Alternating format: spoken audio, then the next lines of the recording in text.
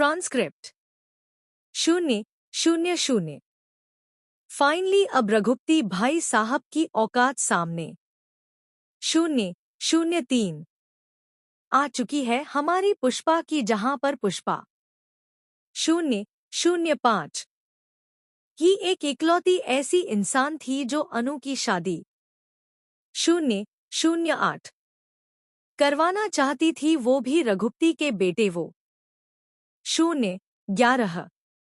भी चोमू एक नंबर का बेवकूफ लड़का विपिन के 014 साथ उसके साथ अब फाइनली टूट चुकी है हमारी 017 अन्नू की शादी तो एक बहुत बड़ी राहत की 020 सांस हम सभी ऑडियंस और आर्यवर्धन को मिल 022 चुकी है और अन्नू तो चाहती ही नहीं थी 024 विपिन से शादी करना तो फाइनली यह सारी 026 प्रॉब्लम्स तो हो चुकी है सॉर्ट आउट 029 लेकिन अब एक बहुत बड़ी प्रॉब्लम और 031 बाकी है, वो है हमारे शर्मा जी की दुकान 033 साड़ियों की दुकान जहां पे अब वो फाइनली 036 वो दुकान उनके हाथ आने वाली अगर विपिन और 038 अनु की शादी होती, लेकिन अब तो वह कैंसिल 040 हो गई है,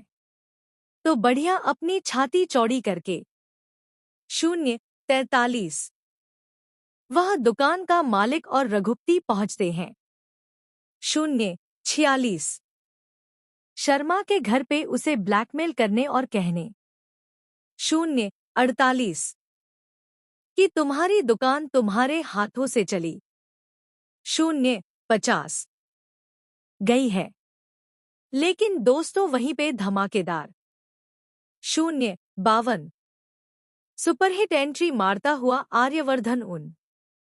055 दोनों को गिरफ्तार करवाता है और दुकान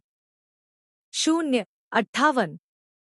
खरीद के दुकान की चाबी शर्मा जी के हाथ 1 में दे देता है। इस बात से फाइनली अन्नू 1:02 और अन्नू की मम्मी बेहद खुश होती हैं। अब